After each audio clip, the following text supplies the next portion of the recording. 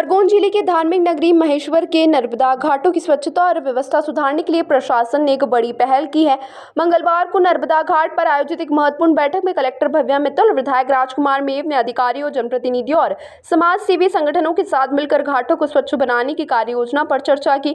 बैठक की शुरुआत में एसडीएम पूर्वा मंडलोई ने घाटों पर फैली गंदगी, पान गुटखा के दाग और प्लास्टिक कचरे जैसी समस्याओं पर एक प्रस्तुतिकरण दिया। उन्होंने बताया कि सिंहस्थ आयोजन को देखते हुए घाटों का विस्तार और सौंदर्यीकरण प्रस्तावित है। इस आयोजन के तहत घाटों पर स्वास्थ्य और आपदा प्रबंधन चौकियां, शौचालय, महिलाओं के लिए चेंजिंग रूम और परिक्रमा वासियों के लिए रुकने की व्यवस्था की जाएगी।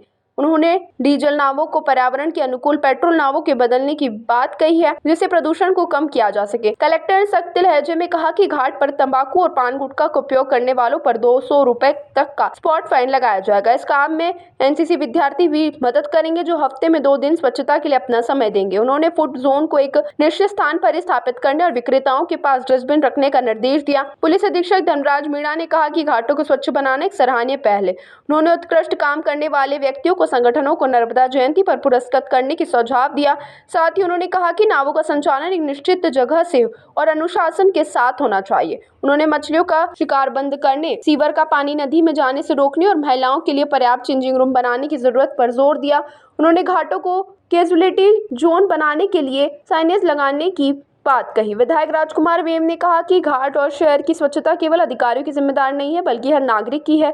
उन्होंने कहा कि मुख्यमंत्री डॉक्टर मोहन यादव के नेतृत्व में शहर को लगातार विकास की सौगातें मिल रही हैं और महिला लोग बनाने के बाद और भी अधिक व्यवस्था करनी होगी। बैठक के बाद सभी ने घाटों पर सफाई की और उपस्थित सभा को स्वच्छता की शपथ दिलाई। कचरा मुक्त, खाद्य पदार्थों के उपयोग से मुक्त, तंबाकू मुक्त, नशा मुक्त एवं समस्त प्रकार के अपशिष्ट पदार्थों से मुक्त करने के इस पुनीत कार्य करूँगी। साथ ही ये शपथ लेती हूँ कि स्वच्छता के इस कार्य को स्वयं के साथ सभी नागरिकों को भी स्वच्छता हेतु प्रेरित करूँगी। वह इस स्वच्छता को बनाए रखने में तत्पर रहूँगा। महेश्वर में जो हमारी घाट है और हमारी पवित्र नदी नर्मदा है, उन घाटों को स्वच्छ रखने के लिए हमने कोई निर्देश नहीं दिए हैं। यहाँ पर सभी नगरवासियों के साथ, सभी संगठनों के साथ, सभी जनप्रतिनिधियों के साथ और विधायक जी के भी निर्देशन में हम यहाँ पर उपस्थित हुए थे और सबने अपने सुझाव दिए कि कैसे हम अपनी नगरी को साफ़ रख सकते हैं, अपने घाटों को साफ़ रख सकते हैं और इसमें कैसे तत्पर होकर सभी लोग हर सप्ताह अपनी भागीदारी यहाँ देंगे। आज उसी के परिप्रेक्ष्य में हम यहाँ पर उपस्थित हुए हैं और हमने यहाँ पर एक श्रमदान का छोटी सी पहल की है।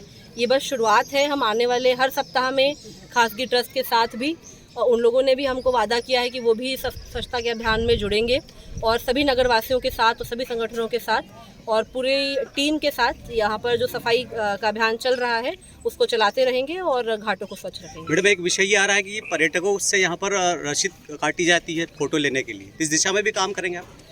जो भी रसीद यदि किसी चीज़ की काटी जाती है तो उस डिपार्टमेंट का, उस ट्रस्ट की जिम्मेदारी होती है कि सुविधाएं भी उपलब्ध कराएं।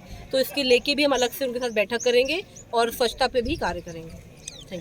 जगह पे सीसीटीवी कैमरा है और आने वाले समय में भी सिंहस्थ को देखते हुए सीसीटीवी कैमरा की योजना पे हम लोग विचार कर रहे हैं, न केवल पर्यटकों की सुरक्षा के लिए बल्कि यहाँ के स्थानीय नागरिकों की सुरक्षा के दृष्टिकोण से और स्वच्छता के दृष्टिकोण से महत्वपूर्ण कदम होगा।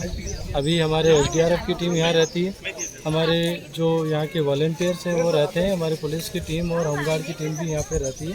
आने वाले समय में इसको मजबूत करेंगे।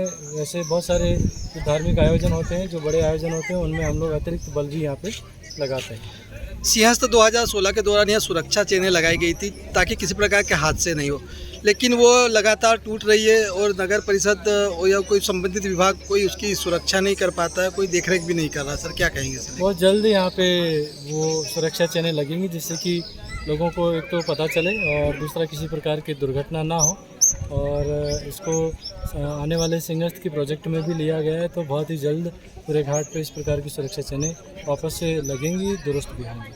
के लिए सब्सक्राइब करें JSR टाइम्स और साथ ही नोटिफिकेशन पाने के लिए बेल आइकन को दबाएं।